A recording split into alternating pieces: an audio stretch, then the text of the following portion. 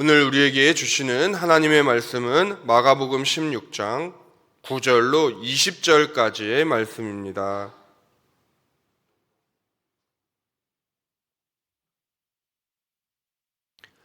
같이 한 목소리로 읽겠습니다. 예수께서 안식 후 첫날 이른 아침에 살아나신 후 전에 7 귀신 쫓아내어 주신 막달라 마리아에게 먼저 보이시니 마리아가 가서 예수와 함께하던 사람들이 슬퍼하며 울고 있는 것을 중에 이 일을 알림해 그들은 예수께서 살아나셨다는 것과 마리아에게 보이셨다는 것을 듣고도 믿지 아니하니라. 그 후에 그들 중 2사람이 걸어서 시골로 갈 때에 예수께서 다른 모양으로 그들에게 나타나시니 2사람이 가서 남은 제자들에게 알리었으되 역시 믿지 아니하니라. 그 후에 11 제자가 음식 먹을 때에 예수께서 그들에게 나타나사 그들의 믿음 없는 것과 마음이 완악한 것을 꾸짖으시니 이는 자기가 살아난 것을 본 자들의 말을 믿지 아니함일러라. 또 이르시되 너희는 온 천하에 다니며 만민에게 복음을 전파하라. 믿고 세례를 받는 사람은 구원을 얻을 것이요 믿지 않는 사람은 정죄를 받으리라. 믿는 자들에게는 이런 표적이 따르니니 곧 그들이 내 이름으로 귀신을 쫓아내며 새 방언을 말하며 뱀을 집어 올리며 무슨 독을 마실지라도 해를 받지 아니하며 병든 사람에게 손을 얹은 듯 나으리라 하시더라. 주 예수께서 말씀을 하신 후에 하늘로 올려지사 하나님 우편에 앉으시니라. 제자들이 나가 두루 전파할세 주께서 함께 역사하사 그 따르는 표적으로 말씀을 확실히 증언하시니라. 아멘. 할렐루야. 오늘도 새벽 첫 시간을 하나님께 드리시는 하산의 모든 성도님들을 주님의 이름으로 축복합니다.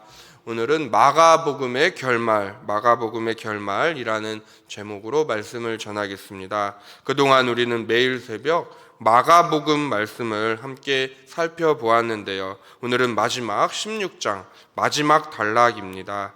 그런데 시작부터 특이한 점이 보이실 것입니다. 바로 16장 9절과 20절에 있는 이 괄호 표시입니다. 이것은 성경 원문을 사본으로 베껴 적을 때에 어떤 사본에는 이 본문이 있고 어떤 사본에는 없을 때 표기한 것이 괄호 표시입니다. 즉, 이 괄호 표시가 있으면 성경 원문에 이 본문이 있을 수도 있고 없을 수도 있음이라는 뜻이 됩니다. 우리 성도님들은 혹시 어떻게 생각하십니까? 만일 성경 원문의 본문 9절에서 20절까지가 없다고 한다면은 마가복음은 16장 8절에서 마치게 됩니다. 여자들이 몹시 놀라 떨며 나와 무덤에서 도망하고 무서워하여 아무에게도 아무 말도 하지 못하더라. 이렇게 끝나면 좀 이상하지 않습니까? 16장은 앞에 15장과는 다릅니다. 왜냐하면 그동안 예수님의 순환, 십자가 고난, 죽으심을 이야기하다가 16장으로 넘어와서는 이제 부활을 말씀하기 때문입니다. 칠흑 같은 어둠이 물러가고 빛이 임한 것처럼 주님은 사망 권세 깨뜨리시고 장사한 지 사흘 만에 부활하셨습니다. 그래서 마가복음은 16장 8절에서 끝나지 않고 20절에서 끝나는 줄로 믿습니다. 만일 8절에서 마친다면 마가복음 강해는 어제 마쳤어야 했습니다. 그러나 우리는 성경 원문에 성령께서 본문도 기록하신 줄로 믿고 함께 이 새벽에 본문을 살펴보고 기도하고자 합니다. 먼저 마가복음의 결말 첫 번째는 그리스도의 부활을 알리고 있습니다. 예수님의 제자들은 다 주님을 버리고 떠났습니다. 남자 12명 모두 말입니다. 흔히 우리나라 말에 자식 힘들게 키워봤자 소용없다. 아들은 배신을 하고 효도는 딸이 한다 라는 말을 우리가 종종 하고는 하죠. 지금도 주님의 제자였던 남자들이 아니라 여인들이 향품을 가지고 주님께 왔습니다. 사실 예수님의 부활을 가장 먼저 목격한 사람은 전에 7 귀신 들렸던 막달라 마리아입니다. 그렇다면 성경은 왜 예수님 부활에 여성들을 등장시키는 것일까요? 당시 유대 사회에서 여성은 족보에도 기록될 수가 없었습니다. 그러나 우리 예수님의 족보가 기록된 마태복음 1장만 보셔도 무려 5명의 여인들이 등장합니다. 시아버지와 동침했던 다말, 기생이었던 라합, 모압 여인 룻 등 모두가 하나같이 천박한 직업과 출신들입니다. 예수님의 부활 소식도 마찬가지입니다. 돌 무덤이 굴려져 있고 그곳에 흰옷을 입은 천사가 놀라지 말라고 하며 주님의 부활을 알리고 있습니다. 성경에서는 당시 유대 사회에서 무시당하는 여인들을 부활의 증인으로 삼고 계십니다. 힘없고 소외된 여성들을 말입니다. 그 이유가 무엇일까요? 하나님께서는 왜 부활의 증인으로 돌무덤 하나로 못 굴리는 이 연약한 여성들을 부활의 첫 증인으로 삼으신 것일까요? 사도 바울은 우리에게 이렇게 말합니다. 고린도전서 1장 27절로 29절 말씀을 우리 한 목소리로 읽어봅니다. 그러나 하나님께서 세상에 미련한 것들을 택하사 지혜 있는 자들을 부끄럽게 하려 하시고 세상에 약한 것들을 택하사 강한 것들을 부끄럽게 하려 하시며 하나님께서 세상에 천한 것들과 멸시받는 것들과 없는 것들을 택하사 있는 것들을 패하려 하시나니 이는 아무 육체도 하나님 앞에서 자랑하지 못하게 하려 하심이라. 아멘. 하나님은 세상에서 약하고 천한 자들을 택하셔서 복음의 증인으로 삼아 주셨습니다. 그리고 우리들도 택해 주셨습니다. 이 은혜를 잊지 마시고 오늘도 예수님을 자랑하시는 저와 화산의 모든 성도님들 되시기를 소망합니다.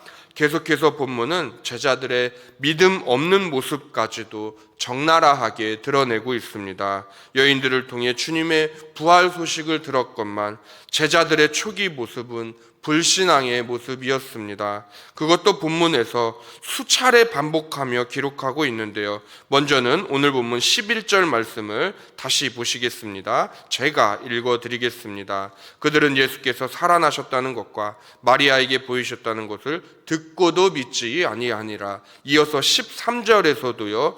두 사람이 가서 남은 제자들에게 알리었을 때 역시 믿지 아니하니라. 계속해서 14절입니다. 오늘 본문 14절 말씀 같이 한 목소리로 읽어봅니다. 그 후에 11 제자가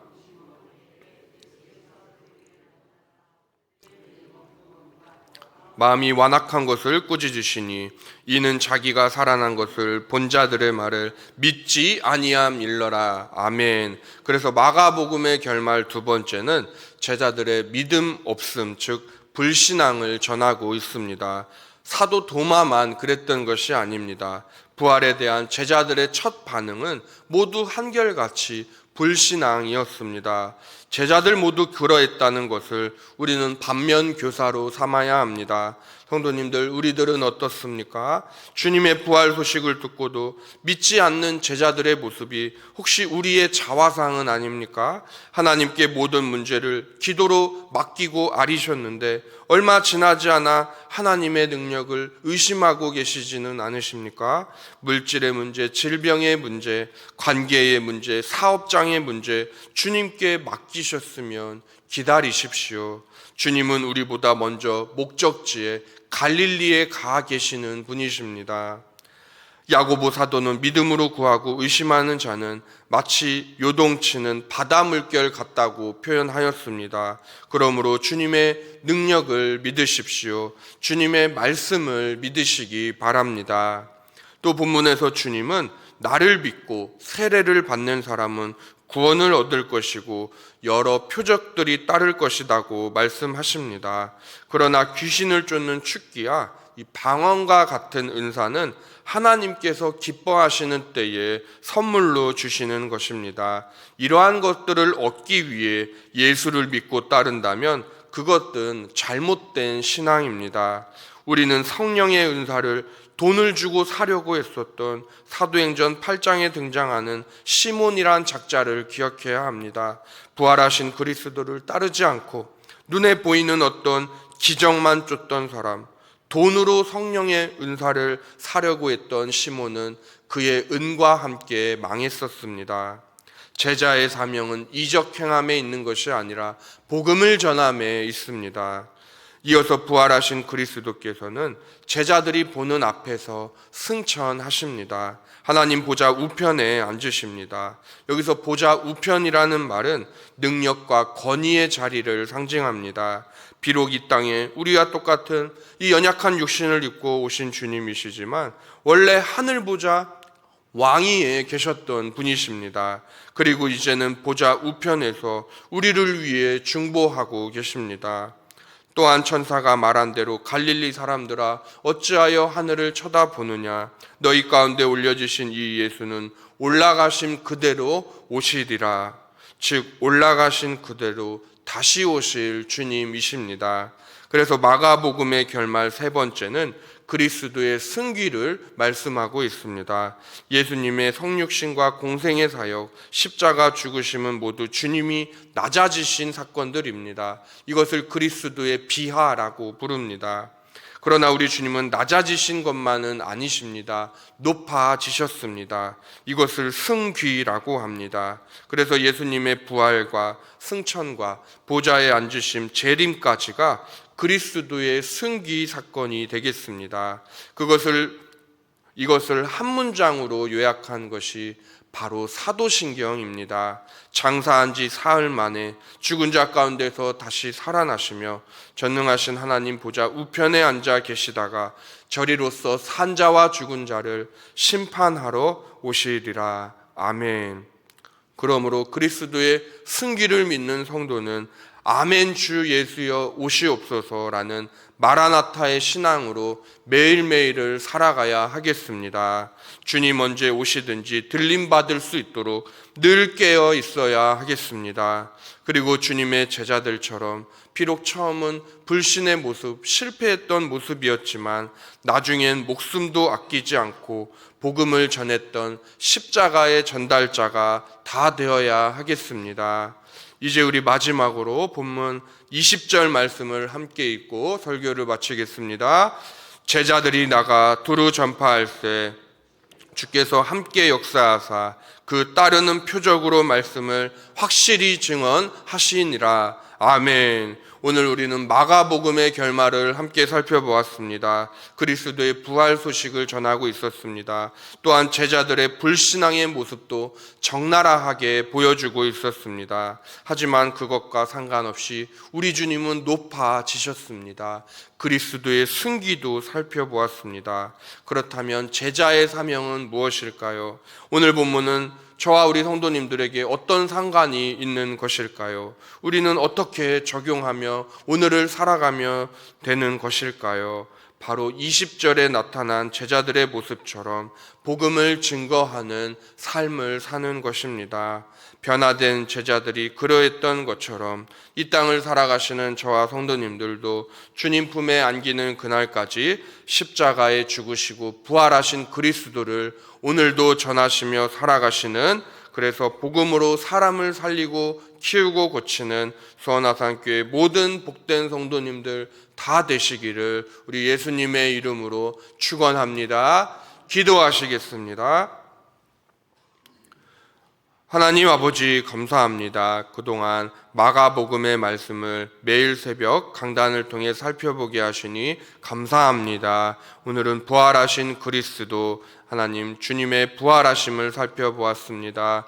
하나님 제자들은 그러나 믿음 없는 모습도 보였습니다. 그 연약한 모습이 바로 우리의 모습임을 고백합니다. 그러나 복음을 위해 목숨까지 아끼지 않았던 사도로 거듭나기를 소망합니다. 주님 우리에게 믿음 없는 것을 꾸짖어 주시고 우리의 믿음을 담대하게 하여 주시옵소서. 오늘도 부활하신 그리스도를 전하며 살아가는 우리 모두가 되게 하여 주시옵소서. 주셔서 우리 가장 앞서 가시는 담임 목사님 영육간의 강건함으로 붙들어 주시고 우리 담임 목사님과 사모님 가정에 늘 평안함을 더하여 주시옵소서. 또한 미국에 출타 중이신 우리 원로 목사님과 사모님 그곳에서 안전하게 지켜주시고 모든 사역 가운데 우리 하나님 영광받아 주시옵소서. 이제 우리 자녀들 새 학기를 앞두고 있습니다. 좋은 선생님, 좋은 친구들 예비해 놓으신 줄로 믿습니다. 특별히 하나님의 사람들을 붙여 주시옵소서. 또 작년부 셀 대신방 가운데 있습니다. 각 셀마다 각 가정마다 많은 기도 제목들이 있습니다. 우리 하나님 함께 기도할 때에 은혜 주시고 기도 응답을 체험하는 올해 2024년 각 목장 각 셀들이 다 되게 하여 주시옵소서. 오늘도 부활하신 그리스도를 전하는 우리 모두가 되게 하여 주시옵소서. 감사합니다. 사랑이 많으신 예수 그리스도의 이름으로 기도드렸사옵나이다. 아멘.